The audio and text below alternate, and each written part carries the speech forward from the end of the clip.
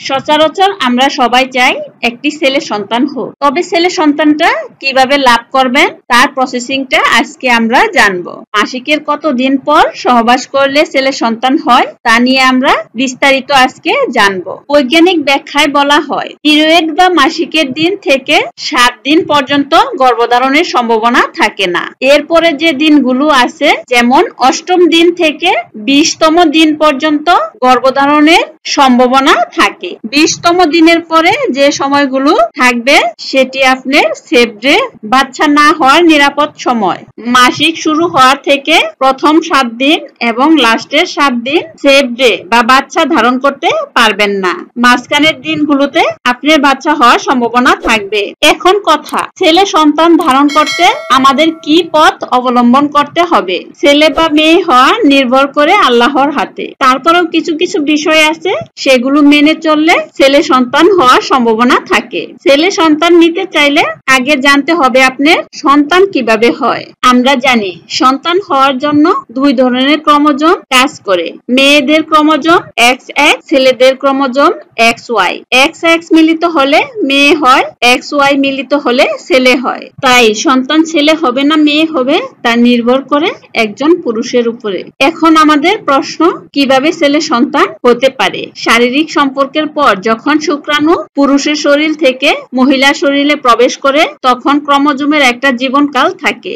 Y chromosome এর জীবনকাল থাকে 1 থেকে 3 দিন আর S ক্রোমোজোমের জীবনকাল থাকে 3 থেকে 5 দিন। এক্ষেত্রে সর্বনিম্ন জীবনকালটা বেছে নেওয়া উচিত। এছাড়া Y ক্রোমোজোম খুবই দ্রুতগতি সম্পূর্ণ এবং শক্তিশালী হয়ে থাকে। তাই যদি মহিলার শরীরে X এবং Y দুইটাই উপস্থিত থাকে তাহলে Y ক্রোমোজোমই নিষিক্ত করবে এবং ছেলে সন্তান হবে। এই ডিম্বাণুটি যদি ফুটার পরে সহবাস করা হয় তাহলে নিশ্চিত ধরে নেন আপনার ছেলে হবে। আর ডিম্বাণু ফুটার আগেই যদি আপনার শারীরিক সম্পর্কে লিপ্ত হন এবং ডিম্বাণুটি যদি আপনার 3 দিন পরে ফুটে তাহলে আপনার মেয়ে সন্তান হওয়ার সম্ভাবনাই বেশি থাকবে। এখন আমরা বিষয়টা একটু বোঝার চেষ্টা করি। মনে করেন আপনার সঙ্গিনীর এখনো ডিম্বাণু ফুটেনি, তখন যদি আপনি আপনার সঙ্গিনীর সাথে মিলিত হন, এরপরে যদি 3 দিন পর ডিম্বাণু ফুটে তাহলে আপনার শরীরে Y ক্রোমোজোম বেঁচে থাকবে না, XX ক্রোমোজোম নিষিক্ত হয়ে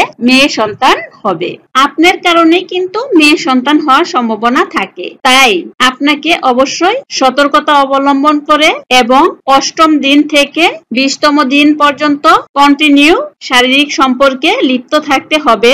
আপনি যদি ডিম্বাণুর ফুটার সময় শারীরিক সম্পর্ক করতে পারেন তাহলে আপনার ছেলে সন্তান হবে।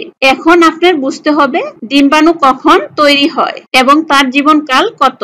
মেয়েদের শরীরে ডিম্বাণুর জীবনকাল 12 থেকে 24 ঘন্টা। সুতরাং আপনি যদি ছেলে সন্তান চান তাহলে এই 12 থেকে 24 ঘন্টার মধ্যে আপনার স্ত্রীর শরীরে Y ক্রোমোজোমের উপস্থিত নিশ্চিত থাকতে হবে। যদি আপনার স্ত্রীর মাসিক নিয়মিত হয় এবং তা হলো 28 থেকে 30 দিনের মধ্যে, অর্থাৎ 28 থেকে 14 বাদ দিলে 14 দিন থাকে। এই 14 দিনের মধ্যে 3 দিন পরে এবং 3 দিন আগে এই মাঝখানের দিনগুলোতে মিলিত হতে পারলে অবশ্যই আপনার ছেলে সন্তান হওয়ার সম্ভাবনাই বেশি থাকে। এই কয়েকদিন আপনাকে আপনার স্ত্রীর সাথে শারীরিক সম্পর্ক করতে হবে। সুতরাং আপনার স্ত্রীর যদি 1 তারিখে মাসিক হয় তাহলে আপনি ধরে নেবেন 12তম দিন থেকে 18তম দিন পর্যন্ত আপনার সঙ্গিনীর সাথে শারীরিক সম্পর্কে মিলিত হতে পারলে অবশ্যই আপনি ছেলে সন্তান লাভ করার সম্ভাবনা বেশি থাকবে। মাঝখানের এই 7 দিন জন্ম নিয়ন্ত্রণ পদ্ধতি ব্যবহার করতে পারবেন না। ছেলে সন্তান নিতে চাইলে